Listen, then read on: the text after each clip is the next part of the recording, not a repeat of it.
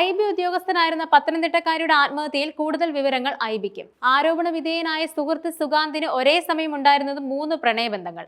പത്തനംതിട്ടക്കാരി ലൈംഗികമായി ദുരുപയോഗം ചെയ്യപ്പെട്ടതിനു ശേഷം തിരുവനന്തപുരത്തെ സ്വകാര്യ ആശുപത്രിയിൽ ചികിത്സ തേടി. പത്തനംതിട്ടക്കാരി ഉൾപ്പെടെ 3 വനിതാ IB ഉദ്യോഗസ്ഥരുമായി ഒരേ സമയം സുഗാന്ത് അടുപ്പം സൂക്ഷിച്ചിരുന്നതായാണ് അന്വേഷണ സംഘത്തിന്റെ കണ്ടെത്തൽ. എന്നാൽ സുഗാന്ത് സുരേഷ് സാമ്പത്തിക ഇടപാടുകൾ നടത്തിയിരുന്നത് തിരുവനന്തപുരത്തുകാരിയുമായി മാത്രമായിരുന്നുവെന്നും അന്വേഷണ സംഘത്തിന്റെ റിപ്പോർട്ടുകളുണ്ട്.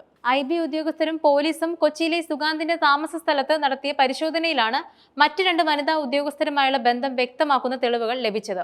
തിരുവനന്തപുരത്തുകാരിയുടെ ശമ്പളം പലതവണയായി സുഗാന്ത് അക്കൗണ്ടിലേക്ക് മാറ്റിയതിന്റെ ബാങ്ക് രേഖകളും അന്വേഷണ സംഘത്തിന് ലഭിച്ചു.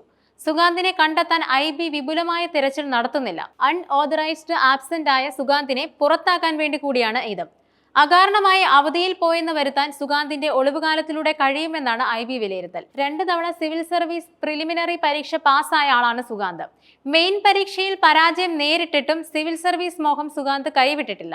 സുഗാന്ത് സുരേഷ് IAS എന്ന് എഴുതിയ പേഴ്സണൽ ഡയറി മുറിക്കുള്ളിൽ നിന്നും അന്വേഷണ ഉദ്യോഗസ്ഥർ കണ്ടെടുത്തു. സിവിൽ സർവീസ് നേടിയ ശേഷം മാത്രം വിവാഹം മതിയെന്ന നിലപാടിലായിരുന്നു സുഗാന്ത്. എന്നാൽ വിവാഹം നടത്തണമെന്നായിരുന്നു പത്തനംതിട്ടക്കാരിയുടെ ആവശ്യം. ഇതേ തുടർന്ന് ഇയാൾ യുവതിയോട് പരുഷമായി പെരുമാറിയിരുന്നതായും അന്വേഷണ സംഘത്തിന് വിവരങ്ങൾ ലഭിച്ചിട്ടുണ്ട്.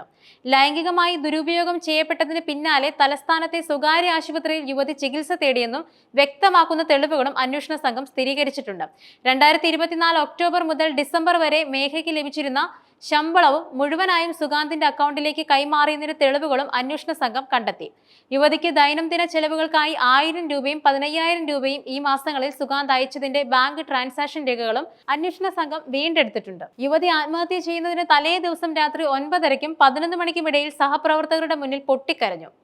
ആശ്വസിപ്പിക്കാൻ ശ്രമിക്കവേ VIP സന്ദർശനത്തിന്റെ ഭാഗമായി IB ഉദ്യോഗസ്ഥർക്ക് വിമാനത്താവളത്തിന്റെ പല ഭാഗങ്ങളിലേക്ക് പോകേണ്ടി വന്നു. ലൈംഗിക ചൂഷണത്തിന് വിധേയയായ 24-കാരി വിവാഹത്തിൽ നിന്നും സുഗാന്ത് പിന്മാറിയതോടെയാണ് ജീവനൊടുക്കാൻ തീരുമാനിച്ചതെന്നാണ് അന്വേഷണത്തിലെ കണ്ടെത്തൽ. സെക്കൻഡുകളുടെ മാത്രം ദൈർഘ്യമുള്ള മേഘയുടെ അവസാന ഫോൺ കോളുകൾ സുഗാന്തുമായി ആയിരുന്നു. ജീവനൊടുക്കാൻ പോകുന്ന വിവരം സുഗാന്തിനെ അറിയിക്കുകയായിരുന്നു ലക്ഷ്യമെന്നാണ് അന്വേഷണ സംഘത്തിന്റെ നിഗമനം.